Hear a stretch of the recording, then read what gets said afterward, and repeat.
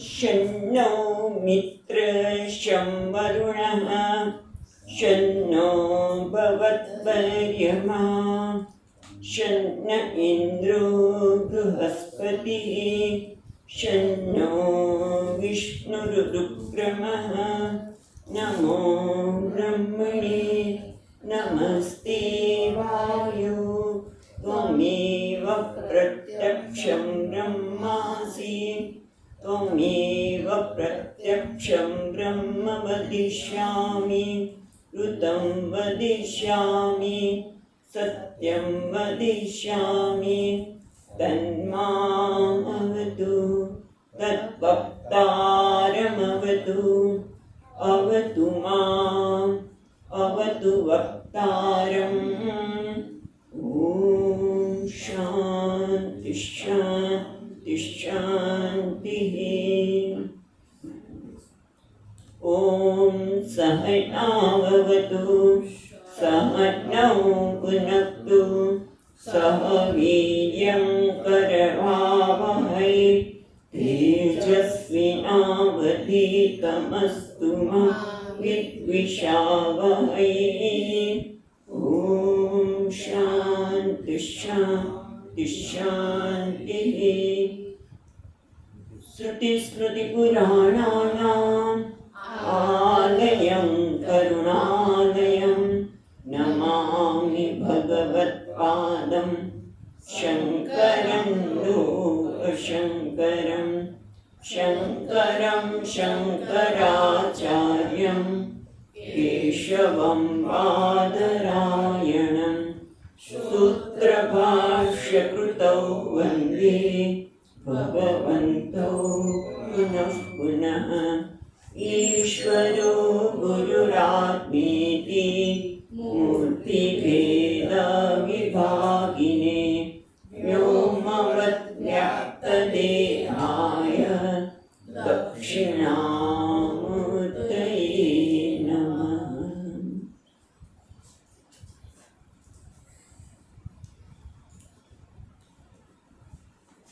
श्रीहरिं परमानन्दम् उपदेष्टारमीश्वरम् व्यापकं सर्वलोकानां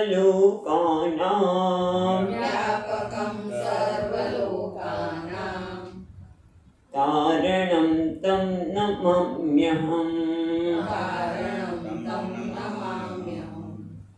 આપણે જોઈ રહ્યા છીએ એ પ્રમાણે પહેલા અધિકારીની વાત કરી, એટલે કે સાધન ચતુષ્ટ સંપન્ન એમ વેદાંતની પરિભાષામાં કરીએ તે પ્રમાણે. અને ત્યાર પછી એમણે એવું પણ કહ્યું કે આત્માનું શુભમિચ્છતામ, આત્માનું જો કલ્યાણ કરવું હોય તો તમારે વિચાર કરવો જોઈએ. આ પ્રમાણે તમારે અધિકારીત્વ હોય તો પછી વિચાર કરવા આવશ્યક છે. અને શું વિચાર કરો? કોહમ કથમિદમ જાતમ કો વૈ કર્તા તસ્ય વિદ્યતે જગતઃ. અને ઉપાદાન કારણ શું બધો વિચાર કરવો જોઈએ. અને એ રીતે વિચાર ચાલી રહ્યો છે. ત્યારે આપણે જો 24મા શ્લોકમાં કીધું બ્રહ્મૈવ અહમ, હું જ બ્રહ્મ છું, હું જ પૂર્ણ છું. શમઃ શાંતઃ, હું કેવો છું? શાંત. અહમ એટલે અહમ તે મનુષ્ય યાદી પ્રતિનિધિ કરાવે છે નહીં, પણ અહમ પ્રત્યયથી જે નિર્દેશ થાય છે એ બ્રહ્મ છે. કયો છે? શમઃ, એ બધામાં સમાન રૂપે છે, શાંત છે.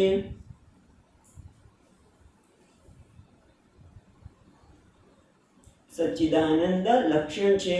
અને આથી આ દેહ છે અસદરૂપ છે. એવું બુદ્ધૈ જ્ઞાનીઓ આને જ્ઞાન કહે છે.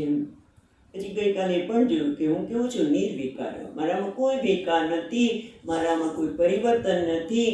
જે કંઈ વિકાર થઈ રહ્યા છે એ દેહના સ્તરે છે. હું નિર્વિકાર છું. નિરાકાર, મારો કોઈ આકાર જ નથી. નિર્વિકાર એટલે શું? કે આકાર નથી. જો આકાર હોય તો વિકાર આવવાનો છે. ગઈકાલે જે વાત કરી એ પ્રમાણે કોઈ પણ વસ્તુ પડી પણ તૂટી જાય, કારણ કે આકાર છે તો એનો વિકાર શક્ય છે, પણ આકાર જ નથી હુંનો, આત્માનો, અને એટલા માટે નિર્બધ્ય નિર્દોષ છું. અહમ અવ્યય, મારામાં કોઈ પ્રકારનો વ્યય નથી. આ રીતે જ્યારે કહેવામાં આવ્યું ત્યારે અહીંયા કહે છે કે પુનરુક્તિ જ્ઞાન પ્રતિબંધક બંધકસ્ય બુદ્ધિમાન્યાદિ વિપર્યાય દેહે દ્રાઢ્યાન નાશ સંકનીયામ. એ તમે શંકા ન કરતા કે વારંવાર આના જ નાહમ દેહ અસદરૂપ જ્ઞાન એમથી ઉચ્ચતે બુદ્ધૈ, અને પછી એને બધા શબ્દો જેને વપરાતા હોય એવું અમને લાગે છે. તો કે એ બુદ્ધિમાં રહેને જે કહેવાય ને માન્યતા, સ્પષ્ટતાનો અભાવ અને સરળતાથી ગ્રહણ કરવાનો પણ અભાવ, અને એ બધાને દૂર કરવા માટે છે. બાકી વાત પુનરુક્તિ થઈ રહી છે એવું તમે માનતા નહીં. પાછા પુનઃ કેમ લક્ષણ, પાછા જ્ઞાન કોને કહેવાય, એનું શું લક્ષણ છે એ આપણને કહે છે.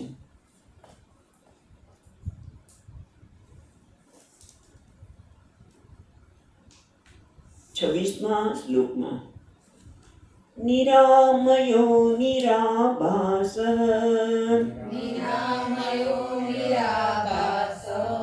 નિર્વિકલ્પો માતતઃ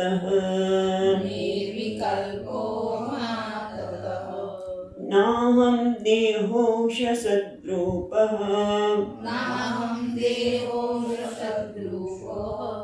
જ્ઞાનમિત્યુચ્યતે બુધૈઃ.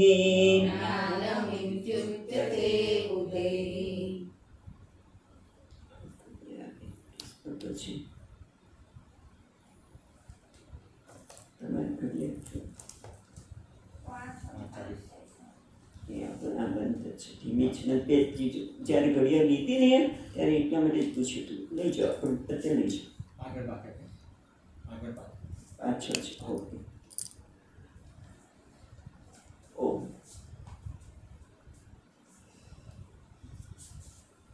નિરામય, નિરામય એટલે અહમ નિરામય સર્વ રોગ રહિત. મારા હું સર્વ રોગથી રહિત છું, એટલે કે મારામાં કોઈ પ્રકારનો રોગ નથી. હા, દેહમાં રોગ આવી શકે, પણ એ દેહના રોગથી હું રોગી બની ગયો તો કે બરાબર નથી. કારણ કે હું કોણ છું? તો કે જેમ દોરડામાં તમે સર્પનો આભાસ કરો કે આત્મા સર્પ છે, પણ એ સર્પ દોરડામાં ઝેર ફેલાવી શકે નહીં. સુંદર. એ જ રીતે ઝાંઝવાનું જળ રસ્તાને ભીનું કરી શકે નહીં. એ જ રીતે બંને દેહમાં રોગ હોય, પણ એથી હું રોગી છું તો કે ના, હું કેવો છું? નિરોગી. હું તો પૂર્ણ સ્વસ્થ છું. પૂર્ણ સ્વસ્થ છું. એના માટે મહારાજ શ્રી કહેતા કે એક ડૉક્ટર ઉજ્જૈનમાં હતા, દુર્ગાશંકર નામના માનસિક રોગના ડૉક્ટર. પણ એ શું કરે, લોકો આવે એની પાસે તેની પર તમે સ્નાન કરી લો, નદીમાં ઉજ્જૈની કદાચ સ્નાન કરી લો, પછી આવે કે હું નિરોગી છું, બસ હું નિરોગી છું. ઘણા લોકો એનાથી સારા થઈ છે, પણ ખરેખર તો હું જે છીએ એ નિરોગી જ છે. એનામાં કોઈ રોગની સંભાવના નથી. હા, તાવ આવી કે કોઈ વાગ્યું હોય તો પીડા થાય. પીડા થાય એક વસ્તુ છે, પણ એનાથી જે સંતાપ થાય છે એ કોની વસ્તુ છે? મારી છે. એટલે મારે પસંદગી કરવી કે મારે સંતાપને આવકારવો કે નહીં. પીડા થઈ રહી છે, પણ એ પીડાથી મને સંતાપ થાય, નાસીપાસતા આવે, ડર આવે, એ તો આપણે પસંદ કરેલું છે. જેમ રામકૃષ્ણ પરમહંસને છે કે કેન્સર થયેલું, અને વિવેકાનંદજી એમના સેવામાં હતા અને ઘડે ઘડે પીડા થાય હું થયા કરે. એટલે એ તો કંઈ બોલાય નહીં ગુરુજી પાસે, પણ મનમાં વિચારે છે આ ગુરુજી તો કે હું બ્રહ્મ છું, અને પાછા પીડા હું તો કર્યા કરે છે. તો ગુરુજી તરત બોલ્યા કે પીડા થાય છે હુંકારા કોણ કરે છે? આ હુંકારા છે એ તો મન અને બુદ્ધિના સ્તરે થઈ રહ્યા છે ને, કારણ કે પીડા થાય છે મન અવાજ થાય છે, વાણીના સ્તરે થાય છે. આમ તો મને બુદ્ધિ પણ નહીં આવે, વાણીના સ્તરે થાય છે. હું તો બ્રહ્મ જ છું, એમાં કોઈ ફેર પડતો નથી. અને એટલા માટે રમણ મહર્ષિને જ કદાચ થયું હતું કેન્સર થયું ત્યારે એમને પણ એવું કહેવામાં આવ્યું કે તમારે ઓપરેશન કરાવવું પડશે, તો એના માટે તમને એનેસ્થેસિયા આપવું પડશે. હવે લાગી મિત્રો તરત જ એમણે કીધું હવે તમારે ઓપરેશન કરવું હોય કરો, મને એનેસ્થેસિયા આપવાની આવશ્યકતા નથી. કેમ? એને દેહમાંથી પોતાની અહમ ભાવને ખેંચી લીધો. એટલે એ તો કેટલા ઉચ્ચ કક્ષાના કે દેહમાંથી દેહ અને પોતાના વચ્ચે અહમ વચ્ચે કેટલું અંતર ઊભું કર્યું છે કે જેથી તરત અંતર ઊભું દૂર કરી દીધું કે હા હું દેહ નથી. અને તરત જ દેહમાંથી પીડા જે થતી હોય જે થતો હોય પણ એમાંથી તરત જ પોતાના મનને ખેંચી લીધું. ને તમારે જે ઓપરેશન કરવું હોય કરો, કોઈ એનેસ્થેસિયાની જરૂર નથી. એટલે ટૂંકમાં આ રોગ છે એ શરીરના સ્તરે છે, પણ એને રોગથી શરીરને અને હું વચ્ચેનું કેટલા અંશે અંતર કેળવી શકીએ. અંતર છે જ, કેળવવાનું નથી આમ તો, પણ છતાં આપણે માની લીધું છે કે હું આ શરીર છું, પીડા મને થાય છે. અને એટલે પછી નાસીપાસતા, ડર વગેરે આવી શકે. બંને પીડા થતી હોય, પીડાનો ઉપાય પણ કરવો જોઈએ, એ કંઈ ખોટું નથી. પીડા થઈ રહી છે, રોગ છે, ઉપાય કરો. પણ નાસીપાસ થવું કે નહીં, ભયભીત થઈ જવું કે નહીં, હતાશ થઈ જવું કે નહીં, કેટલી દવા કરું છું કે થતું જ નથી. એ શું છે? આપણી પસંદગી છે. એ આપણે પસંદ કર્યું છે કે પકડાઈ જવું શરીરથી, ક્યારેક કેટલીક દવા કરવી, આમ કેમ કરવું, કકડાટ લોકો કરી નાખતા હોય છે, કારણ કે અંતર ઊભું કરી શકતા નથી. એટલે જ કાંઈ નહીં તો આગમાં પાઈનો અનિત્યા. આ રોગ આવ્યો છે, કાયમ રહેવાનો નથી, જવાનો છે. પણ સ્વામીજી અમુક ઉંમર પછી તે રોગ જતાય નથી. કંઈ નહીં, અત્યાર સુધી એને ઘણું કામ આપ્યું છે ને આપણે એનો દુરુપયોગ કર્યો તો શું, ચાલો સાથે ભલે ને અંતર તો ઊભું કરવાની મારામાં તાકાત હોવી જોઈએ ને. એટલે ટૂંકમાં નિરામય, હું કેવો છું નિરામય. શરીરના સ્તરે પીડા છે, મનના સ્તરે કદાચ માનસિક પીડા હોય, કે સૌથી મહાન પીડા તો કઈ છે? અજ્ઞાન. એ મહારોગ છે. અજ્ઞાન એ મહારોગ છે, પણ અજ્ઞાન મારામાં નથી. એટલે હું કહું છું નિરામય. હું નિરામય છું, મારામાં કોઈ પ્રકારનો રોગ નથી, હું નિરોગી છું. કેટલું સુંદર છે. અને એટલે ઓલામાં ડૉક્ટર કે આ સુવર્ણ સૂત્ર આ બધામાં કામ લાગે. હું નિરોગી છું, હું નિરામય છું. અને કરી જોજો ખરું. કદાચ બહુ પીડા થતી હોય અને નાસીપાસતા આવતી હોય ત્યારે હું નિરામય છું, જપ કરી દેવા. જોવું કે ના શું થાય છે, પણ કહેવાથી નહીં, આપણે કરીને જોયું. પછી કહે છે નિરાભાસ. નિરાભાસ એટલે આભાસ રહે છે, એટલે કે વૃત્તિ વ્યાપ્તતે અપી ફલ વ્યાપ્તિ શૂન્ય. આભાસ રહે છે, જરા ટેકનિકલ. વૃત્તિ વ્યાપ્તિ અને ફલ વ્યાપ્તિ એટલે કે જેમ કે આપણું આ ઘડિયાળ, આપણે આ ઘડિયાળ સામે પર છે ને આ લીધું, આ છે ઘડો. ઘડાનું જ્ઞાન ક્યારે થાય? તો કે પહેલાં આ ઘડાને જોઈને મારા મનમાં ઘડાનો આકારની એક વૃત્તિથી વિચારો. ઘડાના આકારની વૃત્તિ તેને કહેવાય છે વૃત્તિ વ્યાપ્તિ. અને પછી આ ઘડો છે એ નિર્ણય થયો ને. પહેલાં આપણે એટલું બધું સૂક્ષ્મતાથી વિચારતા નથી. પેલા ઘડાની આકારની વૃત્તિ થઈ અને પછી આ ઘડો છે એવું જ્ઞાન થયું. પણ આ પ્રક્રિયા થાય છે એને વૃત્તિ વ્યાપ્તિ કહેવાય. એટલે પહેલાં ઘડા આકારની વૃત્તિ થઈ અને ત્યાર પછી આ ઘડો છે એ જ્ઞાનને ફલ વ્યાપ્તિ કહેવામાં આવે છે. પણ હું કેવો છું? નિરાભાસ, એટલે કોઈ આભાસ વગરનો. એટલે કે મારે કોઈ મને ફલ વ્યાપ્તિ એટલે કે મનને કોઈ ઉજાગર કરે ત્યારે હું છું એવું નથી. આ ઘડો છે એમાં બંને જ હોય કે કોઈ વ્યક્તિ એને પહેલાં વૃત્તિ વ્યાપ્તિ થાય અને પછી આ ઘડો છે એને ઉજાગર કરે કે આ ઘડો છે. પણ હું કેવો છું? તો કે મારામાં વૃત્તિ વ્યાપ્તિ એક વખત બને ખરું કે હું બ્રહ્મ છું, બસ. એ બ્રહ્મ છે એટલે ક્યારે કરું કે જે હું મારી જાતને માનું છું દેહ, કે હું દેહ નથી, હું નિરોગી છું, હું આમેવાળો નથી, હું રોગી નથી, એમ જેમ દૂર થતું જાય ને પછી શું રહે? એ સ્વયં પ્રકાશ છે. એટલે નિરાભાસ એટલે હું સ્વયં પ્રકાશ છું. મારે ફલ વ્યાપ્તિની આવશ્યકતા જ નથી. શાસ્ત્ર દ્વારા એક વૃત્તિ ઉત્પન્ન થાય પછી એ કેવી છે? સ્વયં પ્રકાશ છે. હા, હું પૂર્ણ તત્વ છું. બ્રહ્મૈવા અહમસ્મિ, એ હું છું. સુંદર શ્રી શ્લોકો પાઠ કરે.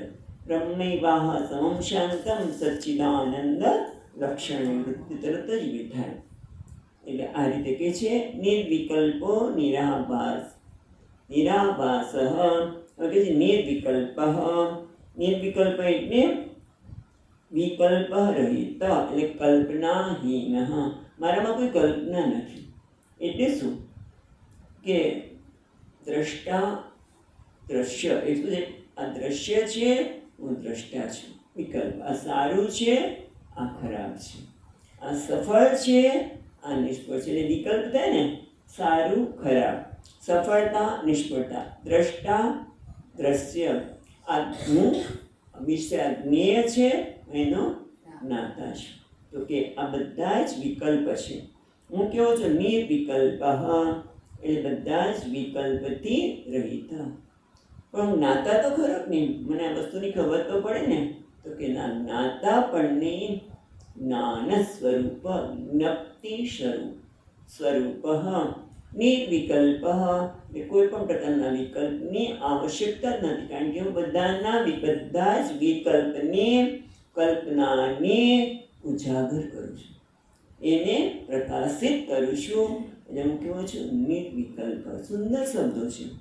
જેમ જેમ સમજતા જઈએ, આત્મસાત કરતા જઈએ તો કહે છે નિરામયો નિરાભાસ, અહમ નિરામય, અહમ નિરાભાસ, અહમ નિર્વિકલ્પ, અહમ આતત. આતત એટલે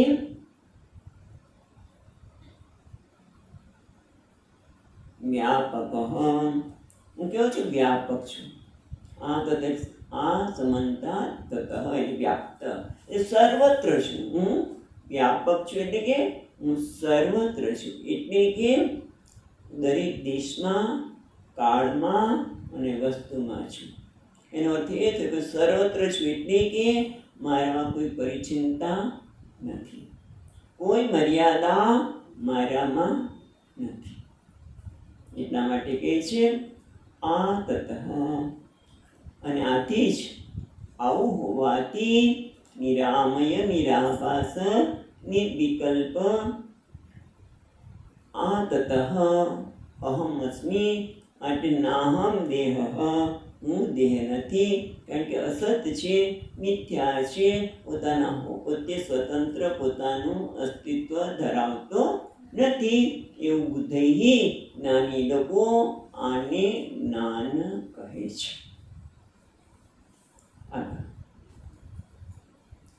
निर्गुणो निष्क्रियो नित्यः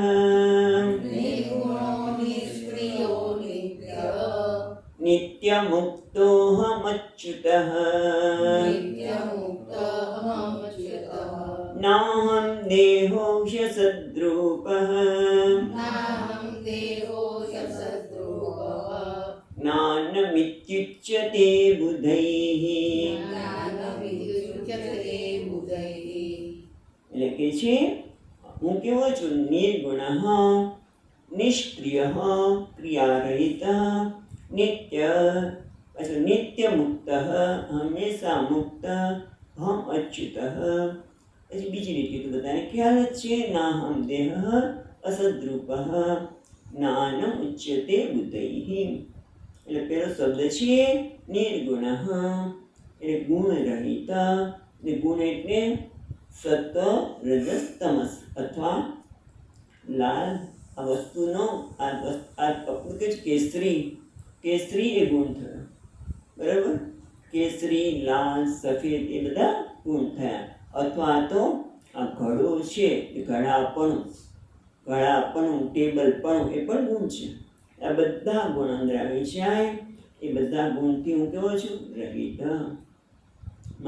કેવો છું નિર્ગુણ હા ગુણ છે કે કોના કારણે છે તો કે માયાના કારણે છે અને હું કેવો છું બ્રહ્મ એટલે કે મારામાં સારાપણું કે ખરાબપણું ગુણ એટલે સત્વ રજસ તમસ સત્વગુણ એટલે જ્ઞાન માટે પ્રેમ થાય રજોગુણ હોય તો લોભ પ્રવૃત્તિ આરંભ કાં તો લોભ વૃત્તિ જન્મે કાં તો પ્રવૃત્તિ કરવાનું મન થાય કંઈક ને કંઈક ચાલા કરે તમસ હોય તો પડ્યું રહે આળસ આવે પણ આળસમાં કંઈક તો ચાલતું હોય અંદર પણ હું કેવો છું ત્રણેય પ્રકારના ગુણથી હું રહિત છું સારું કહીએ સારું ખરાબ પુણ્યશાળી પાપી એ બધા ગુણ છે સફળ નિષ્ફળ પણ આ ગુણ છે પણ હું કેવો છું હું નિર્ગુણ હા એટલે મારામાં સારા પણ કે ખરાબ પણ નથી પણ એવું કેવું ખરાબ નથી તો સારું હું ખરાબ નથી પણ સારા પણ છે તો કેવું છું વાંધો હું સારો છું હું પુણ્યશાળી છું હું ધર્મનિષ્ઠ છું એમાં કેવો શું વાંધો તમને નિર્ગુણ કઈ દોષો તે બરાબર છે પણ જ્યારે આપણે એમ કહીએ છીએ કે હું સારો છું એટલે કે હું ખરાબ નથી ખ્યાલ આવ્યો હું જ્યારે કોઈ પણ શબ્દ વાપરું છું કે હું સારો છું એટલે ખરાબ નથી એટલે કે છે નિર્ગુણ એટલે બધાનો સમાવેશ સારાનો ખરાબનો બધાનો સમાવેશ જેમ શિવજી બધાનો સમાવેશ કરે ભૂત ને પિશાચ ને બધાને લગ્નમાં જ્યારે પોતાનો લગ્ન કરવા જઈ રહ્યા છે મા પાર્વતી સાથે ત્યારે વિષ્ણુ ભગવાન તો મજા જ કરી કે ભાઈ હવે એમ કરો બધા પોતાના જે જાનવી આવ્યા છે પોતાના ગ્રુપમાં રહે શિવજી કે ભાઈ મારું તો કોઈ છે જ નહીં બોલાવો બધાને કોઈ એક આંખ વાળો કોઈ બે આંખ વાળો પણ કોઈ સંકોચ જ નથી કે ભાઈ મારી જાતના આવા બધા લોકો બધાનો સમાવેશ નિર્ગુણ હા એટલે એના માટે કોઈ સારું ખરાબ દેખાય છે સારું નથી દેખાતું કોઈ નથી એટલે કે બધાનો સમાવેશ જેમ માં આપણે ગઈકાલે વાત કરતા હતા કે બાળક ગમે તેવો હોય ભલે એટલે બાળકને એવું લાગે ઘણી વખત કે માં મને પ્રેમ નથી કરતી ને પેલાને કહે છે એના માટે તો બધા સમાન છે બધાને એ સરખો જ પ્રેમ આપતી હોય છે સમજવાની ભૂલ થઈ શકે પણ એ તો બધાને પ્રેમ સમાન એ ત્યાં પણ અહીંયા એ જ થાય છે ભગવાન બધાને પ્રેમ કરે છે એટલે કે બધાને સત્તા સ્ફૂર્તિ પ્રદાન કરે છે બધાનો સ્વીકાર કરે ભૂત હોય પિશાચ હોય એક આંખ હોય ચાર આંખ હોય જે હોય બધાનો સ્વીકાર એનું નામ છે નિર્ગુણ હા ગુણ રહિત કારણ કે ગુણને આપણે ગુણને સાથે એટલા બધા રહેલા છીએ કે આમ નિર્ગુણ એટલે કેમ સારા પણ તો હોવું જોઈએ ને પુણ્યશાળી તો કહેવાય છે ને પણ તમે શું કે તમારો કોઈ પણ ખ્યાલ તમને પીડા પહોંચાડવાનો છે હું ધર્માત્મા છું એટલે બીજાને જોઈને આ કેવો દુષ્ટ છે, તરત નાકનું ટેરું ચડી જાય. આ તો કંઈ કરતો જ નથી, ભગવાનનું નામે નથી લેતા. હું કેટલું લઉં છું. એટલે ટૂંકમાં હું કેવો છું? નિર્ગુણ. હા, કોઈ ગુણ નથી. એ આપણે પીડામાંથી મુક્ત રાખનાર છે. કંઈક ગુણ છે એટલે હું ગુણવાળો માની જાઉં. તો વિચાર કરો, કોઈ પૈસાદાર હોય અને એની બાજુમાં જ કોઈ ઝૂંપડવાળી બને છે, ઝૂંપડપટ્ટીવાળા પણ લોકો રહેતા હોય, તો શું થાય? પૈસાદાર માણસ નજીકના લોકો થાય કે જો આ કેટલા જલસા કરે છે. બોલો, જે ઝૂંપડપટ્ટીમાં રહે છે એને થાય કે જો અમે તાપમાં કેવા તપીએ છીએ અને આનો તો કેવી મજા છે. એ એસી ચાલુ કરીને બેસી ગયા અને આપણે તો હેરાન થઈ જઈએ છીએ. અને ઓલાને પૈસાદારને પણ એ ચિંતા, હું પૈસાદાર છું માટે આ લોકો આમ કંઈ લઈ જશે, આમ કરશે, પેલા કરશે. એને પણ ચિંતા, ડર, માનસિક સંતાપે, રાત્રે સૂઈ પણ ન શકે ક્યારેક. અને ઓલા લોકોને પણ એટલે ટૂંકમાં કોઈ પણ ગુણ છે એ કેવું છે, એની સાથે મારી જાતને કેવડાવવાની હું જરૂરિયાત જોતો નથી. કારણ કે આપણે જરૂરિયાત છે, હું સારો છું, હું ધર્માત્મા છું, એવું કેવડાવવાની જરૂરિયાત છે. પણ હું કેવો છું? નિર્ગુણ. હા, ગુણથી રહી તેને મને ગુણવાળું કેવડાવવાની જરૂરિયાત. નિર્ગુણ. હા, કારણ કે હું પૂર્ણ છું. બ્રહ્મ એટલે પૂર્ણ છું. પૂર્ણતામાં સારું નથી, ખરાબ નથી, કશો સ્પર્શ જ થતો નહીં. પૂર્ણને કંઈ સ્પર્શ થતો નથી. એટલે કેવો છે? હું નિર્ગુણ. હા, અથવા તો બીજા શબ્દોમાં કહીએ, મારી દિવ્યતા માટે કોઈ ગુણની આવશ્યકતા નથી. હું દિવ્ય છું, હું પૂર્ણ જ છું. તો પછી આ ગુણ છે, સગુણ કહીએ છીએ ને, શું? ભગવાને જ સગુણ બ્રહ્મ કહીએ છીએ. એ શું? ગુણવાળા તો થયા કે નહીં તમે? તો કે પણ એ નિર્ગુણ પર જ સગુણનો આરોપ કરવામાં આવે છે. જ્યારે કે ભગવાન સર્વજ્ઞ છે, સર્વશક્તિમાન છે, સર્જક છે, પાલક છે, બધા આરોપ છે. જો ખરેખર સર્જક બની ગયા હોય, એટલે કે સર્જક બની ગયો ખરેખર એટલે શું? એટલે સર્જન કરવું પડતું હોય દરેક વસ્તુનું, તો શું થાય? થાકી જાય. સ્વામીજી કે ક્યારેક તો એમને રજા લેવી પડે. એક માથું તો દુખે ને કેટલા વખત. એક પાલન કરવાનું હોય, જગતનું પાલક છે, પણ ઘરમાંય તે પાલન કરવું હોય થોડાક સભ્યનું, તો એ માણસ થાકી જાય. એને હંચ દે, સ્વામીજી કે આમ ઊંઢ હોઈ જાય. બધાનું ખ્યાલ રાખતા રાખતા એને ઉલટી છે. પણ ભગવાન સર્જને કરે, પાલન પણ કરે, પણ કેવી રીતે કરે છે? સન્નિધિ માત્ર. હે મજાના શેષ સયા પર સુતા સુતા સર્જ પાલનની ક્રિયા કર્યા કરે છે. કંઈ ચિંતા નથી. કારણ કે ખરેખર કેવો છે? ભગવાન નિર્ગુણ છે. એ કંઈ કરવાની જરૂર નથી. ગુણ તો આપણે જરૂરિયાતથી મૂક્યા છે એમને સમજવા માટે, આરાધના માટે. પણ પોતે કેવા છે? નિર્ગુણ. હા, એટલે કે હું પણ એ જ છું. હું કેવું છું? નિર્ગુણ. મારામાં ગુણની, મારા હોવા માટે, મારી દિવ્યતા માટે ગુણની કોઈ આવશ્યકતા જ નથી. બસ સન્નિધિ માત્ર. જેમ કૃષ્ણ ભગવાન માટે કહેવાય કે વૃંદાવનમાં હતા, એના હોવા માત્રથી આનંદ વૃંદાવનમાં ફેલાઈ ગયેલો. એ ટૂંકમાં કહેવાય છે નિર્ગુણ. હા, આ ગુણ તો બધા કહેવાય છે સગુણ, કે જે કહીએ છીએ આરોપ છે. એટલે તરત જ લોકો કહે કે આ તમે સગુણ બ્રહ્મ શંકરાચાર્ય માનતા નથી, એ તો માયાવાદી છે, આવા છે. પણ શંકરાચાર્ય માયાવાદી નથી. એ તો એક અદ્વિતીય બ્રહ્મ છે. આ શાસ્ત્ર એક અદ્વિતીય બ્રહ્મ, સત્યમ જ્ઞાનમ અનંતમ બ્રહ્મ. તો પછી આ દેખાય છે એનું શું? તો પછી સમજાવવું તો પડે ને. જે દેખાય છે એનું શું? તો કે એ શું છે? માયાના લીધે. આ જે તમને દેખાય છે એ માયાના લીધે. અથવા તો પછી સ્વપ્ન દ્રષ્ટાંત આપવું પડે. જેમ સ્વપ્નમાં અનેકતા છે એ ખરેખર સત્ય નથી. જેમ સ્વપ્નમાં આપણે પુણ્યશાળી બની ગયા અને પછી હું પુણ્યશાળી છું, એ ગુણ પણ નથી રહેતો. કે પાપી છું એ પણ ગુણ રહેતો નથી. નિર્ગુણ અને એટલા માટે કેવો છું? હજી નિરામય તો આગળ ગયો બેટા.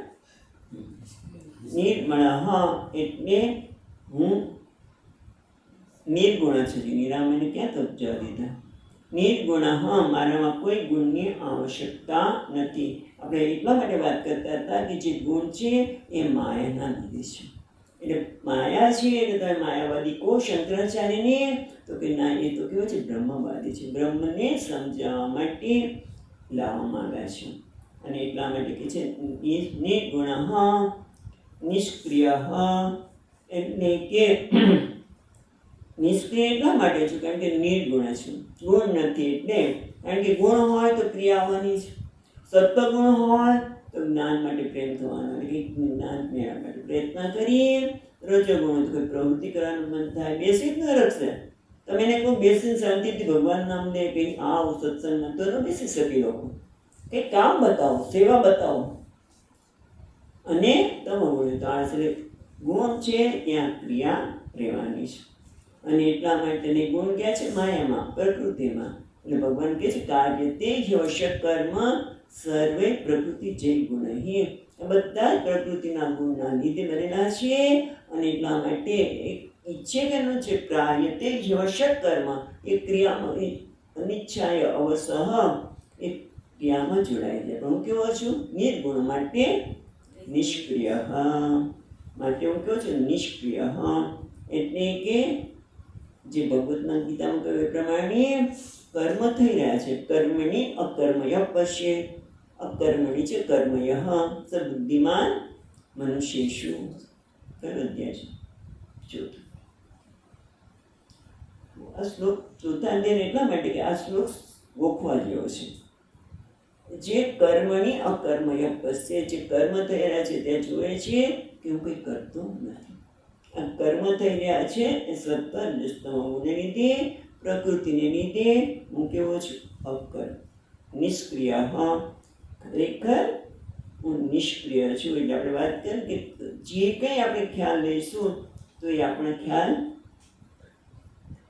ક્રિયા કરીએ એટલે હું આવું સારો છું અને પેલો છું. એટલે ખ્યાલ ઊભો કરીએ અને ખ્યાલ હંમેશા પીડાને આપનાર છે. એટલા માટે કહે છે હું નિષ્ક્રિય છું, કારણ કે નિર્ગુણ છું માટે નિષ્ક્રિય છું. અને કેવો છું? નિત્ય. નિત્ય એટલે હંમેશા રહેવાળો. હું હંમેશા રહેવાળો છું, અથવા તો વિનાશ રહિત. બે અર્થ કર્યા. એક તો નિત્ય એટલે હંમેશા રહેવાવાળો છે, એટલે કે મારો ક્યારેય નાશ થવાનો નથી, મારો ક્યારેય વિનાશ થવાનો નથી. કેટલી શાંતિ થાય! એવું નથી થતું. કારણ કે કેટલા વર્ષ થયા, તરત જ કંઈ પણ થાય એટલે કેટલા વર્ષ રહ્યા, ક્યાં ક્યાં લાંબુ જીવાના છીએ. હા, એટલે મારો નાશ છે. વિનાશ છે તો કે ના, નિત્ય. તારો વિનાશ નથી, નાશ છે પણ કોઈ બીજા સ્તરે છે. એનો તું આરોપ તારા ઉપર કરે છે, આરોપ કરે છે, અધ્યારોપ કરે છે. પણ તું તો કેવું છે? નિત્ય. અને એટલા માટે નિત્ય મુક્ત. કેટલા સુંદર શબ્દો છે આપણા માટે. કારણ કે આ શાસ્ત્ર જ કહી શકે. બાકી તો જાઓ બહાર, કુટુંબમાં સભ્ય હોય કે ગમે તે હોય, તો આપણને સંભળાવવા જ મળે. તું આવો છો ને તું આવો છો, તું ખરાબ છો તો આવો છો, એ જ સાંભળવા મળે ને કંઈક ને કંઈક. પણ અહીંયા તો તું કહે છે તું કેવું છે? નિત્ય નિર્ગુણ નિત્ય મુક્ત. તું કેવું છે? નિત્ય મુક્ત. તું હંમેશા મુક્ત છે, એટલે કે કાળ ત્રય બંધ શૂન્ય. તારામાં જે બંધનનો ભાવ આવે છે ને એ ખરેખર સત્ય નથી. તને એમ લાગે કે અરે બંધાઈ ગયો, એટલે કે મર્યાદિત. બંધાવું એટલે શું? મર્યાદિત થવું. મર્યાદિત થઈ એટલે પછી અસહાયતા લાગે, આપણે નિરાશા આવી. તો કે ખરેખર તું ઈચ્છે, તું માને છે કે હું બંધાયેલો છું, મારી મર્યાદા છે, હું કંઈ કરી શકતો નથી, હું બંધાયેલો છું. તો કે નિત્ય મુક્ત. બંધનનો ભાવ પેલા ગાય જેવો છે. જેમ ગુરુજીએ કહ્યું કે ભાઈ દોડું ખોવાઈ ગયું, એટલે ગુરુજી કહે ગાયને કે બાંધી રાત્રે ક્યાં દોડા લેવા જોઈએ, કે બાંધવાનો ભાવ કરે. બાંધવાનો ભાવ કર્યો પણ સવારે ઉઠે જ નહીં, કારણ કે બંધનનો ભાવને સત્ય માની લીધું. અને એટલા માટે પછી પાછો ભાવ કર્યો. શાસ્ત્ર આપણને જાણે કે મુક્ત કરે છે, પણ ખરેખર મુક્ત કરી ક્યાંથી શકે? જે મુક્ત છે ને મુક્ત કેમ કરાય? દસમાની ગમે તેને શોધ કરીએ પણ એ દસમો મળી શકે છે, કેમ કે દસમું પોતે છે. પોતાને ખોવાઈ ગયેલો માને કેવી બની શકે? એમ જે નિત્ય મુક્ત છે એ પોતાને બંધાયેલો માને છે. એટલે શબ્દો શું કરે છે? આત્માનો નિર્દેશ નથી કરતા. હા, આપણે જે જુદા જુદા પ્રકારના ભ્રમ સેવી રહ્યા છીએ એને દૂર કરે છે. કોઈ પણ શબ્દ શું કરે છે? આત્મા વિષયની જે બ્રહ્મ કે ગેરસમજ છે એને દૂર કરે છે. કાલત્રયેપી બંધ શૂન્ય, ત્રણેય કાળમાં ક્યારે મને બંધન હતું જ નહીં. હું નિત્ય મુક્ત છું. વિમુક્તસ્ય વિમુચ્યતે. ઉપનિષદ કહે છે, આ લખવામાં હતું ટેબલ પર. વિમુક્તસ્ય વિમુચ્યતે, જે મુક્ત છે એને જ મુક્ત કરે છે. અને એટલા માટે નિત્ય મુક્ત. એનું કારણ શું છે? નિત્ય મુક્ત કેમ છું?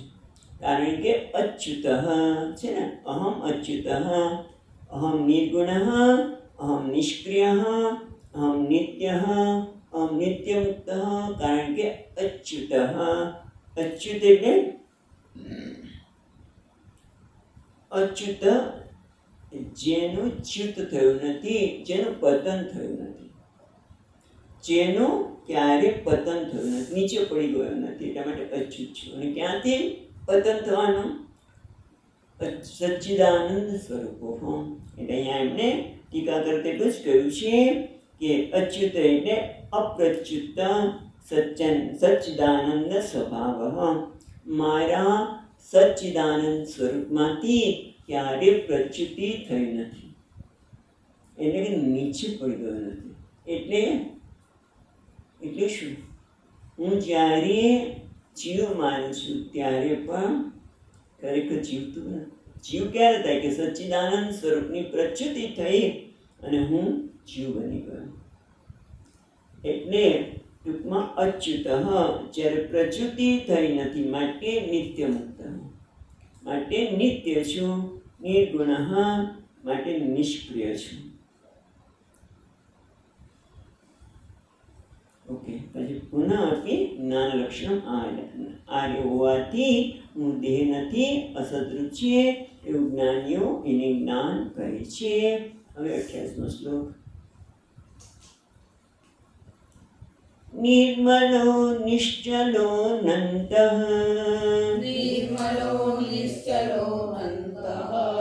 શુદ્ધોહમ અજરો મરઃ, નાહમ દેહો શશદ્રૂપઃ, જ્ઞાનમ મિત્યુચ્યતે બુધૈઃ.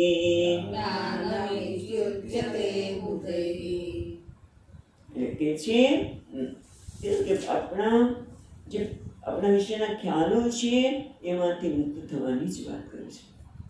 પણ એના માટે આપણે શાસ્ત્ર માટે આદર હોય. જેમ કે ઘણી વખત આપણે જમવા બેઠા હોય, બધા મહેમાન એવા છે, બધા મહેમાન સાથે બેસીને જમી રહ્યા છીએ અને નાનો બાળક આવે છે, ચોથા ધોરણમાં કેમ ભણે, અને આવીને કહે છે કે આમાં ઝેર પડતું, આમાં ઝેર પડ્યું હતું, તમે જે ભોજન કર્યા છો એમાં ઝેર પડ્યું હતું, તો શું કરશો?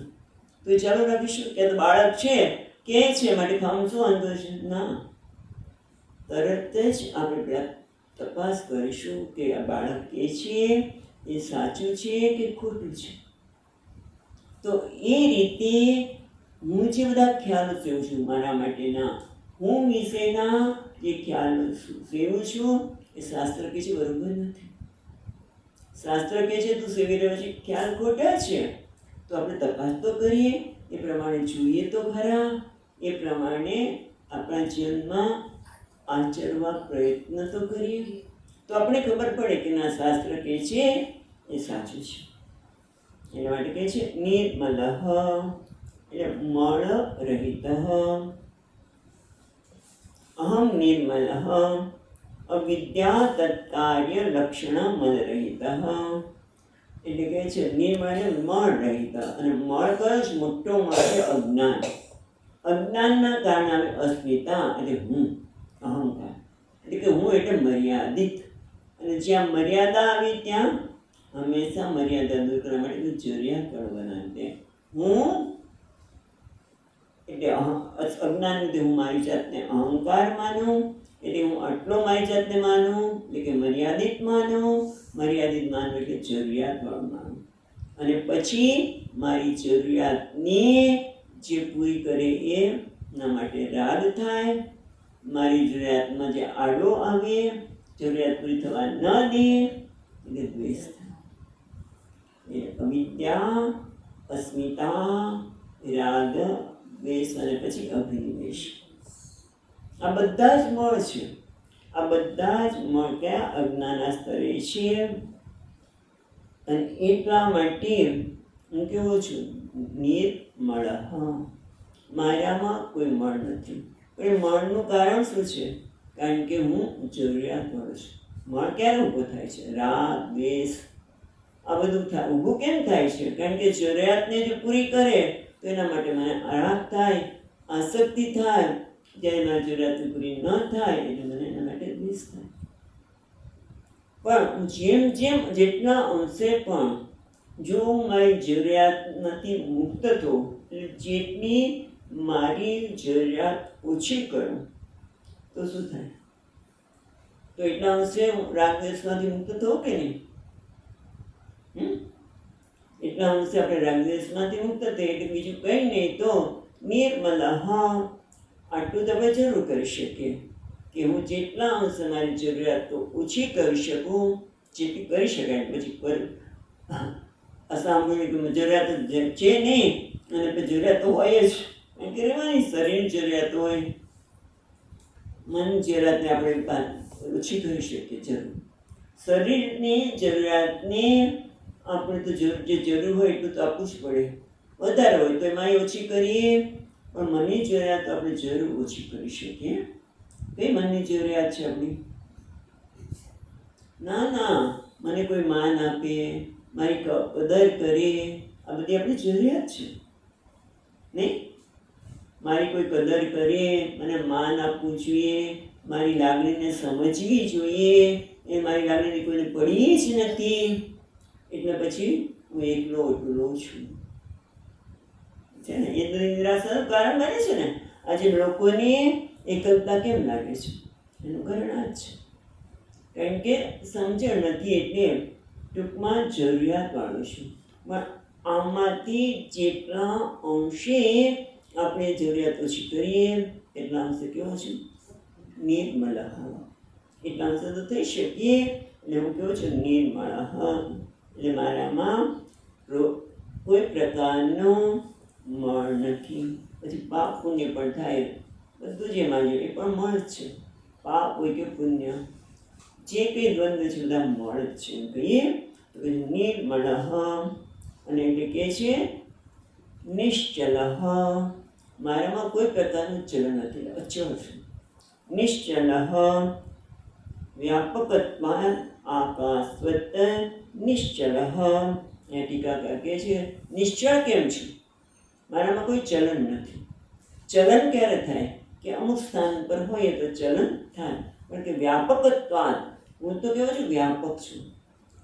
એટલે કેવો? આકાશવત. આકાશ છે એમાં તમે ચલન ન થઈ શકે.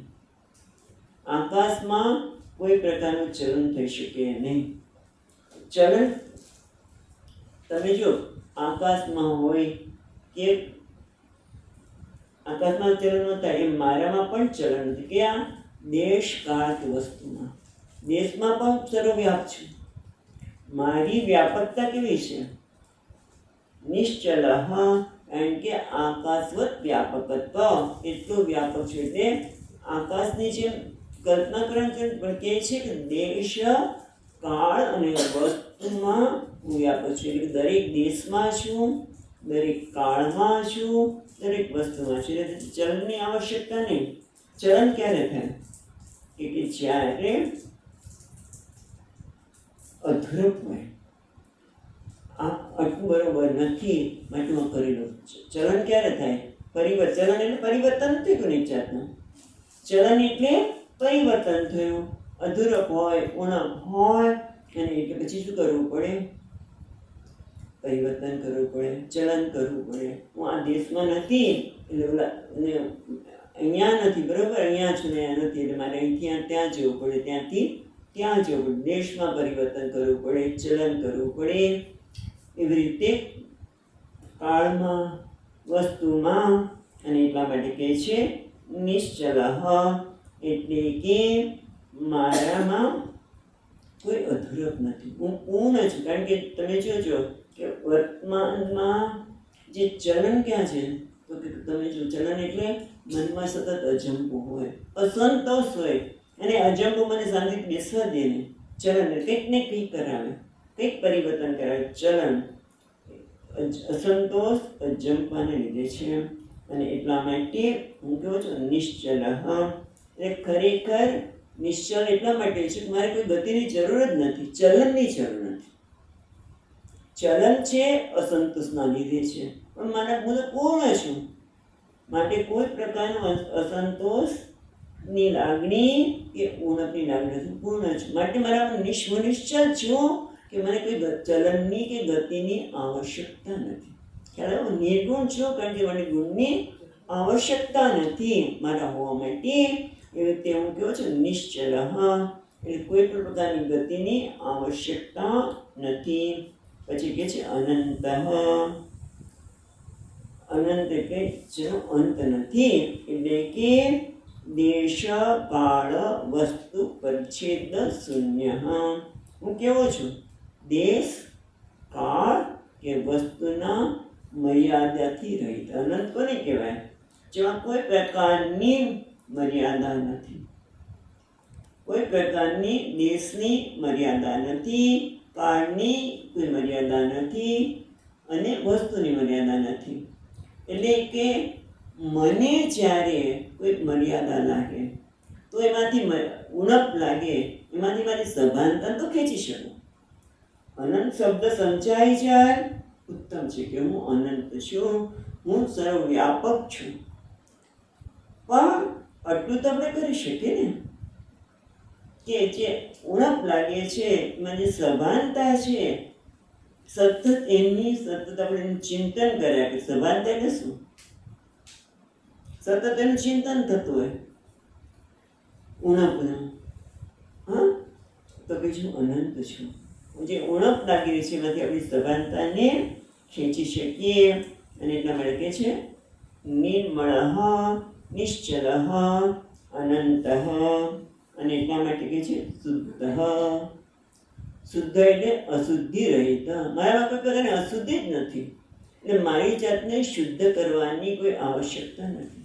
કારણ કે ઘણી વખત થાય કે મેં આટલા જપ ન કર્યા, આમ ન કર્યું, હું તો પાપી છું, કે મારે બ્રાહ્મણ શરીર છે, મનુષ્ય શરીર છે, અને મેં કેટલી બધી અશુદ્ધિ ભેગી કરી. તો કે છે શુદ્ધ. કારણ કે એનો તો નહીં કરવાનું કે ભાઈ જપ નહીં કરવાના ને કંઈ નહીં કરવાનું. એવું માટે નથી ચર્ચા ચાલતી. પણ એના કારણે મારી જાતને જે દોષી માનું છું, દોષી માનીને શું થાય છે? નાસીપાસતા આવે છે, ઉદાસીનતા આવે છે. એમાંથી મુક્ત થવાના છે. સત્તા એ કેળામાંથી મુક્ત નહીં થઈ જાય. બરાબર છે? હું નિષ્ક્રિય છું એટલે મારે કંઈ કરવાનું જ નહીં, એટલે કોઈને મદદરૂપ થવાનું નહીં. મને બધા મદદરૂપ થવા પછી આવું છે. નિષ્ક્રિય એટલે હું નિષ્ક્રિય છું, મારામાં કોઈ ક્રિયા નથી, હું કોઈ કર્મ કરતો જ નથી, પણ બીજા બધા મારા માટે કર્મ કરો.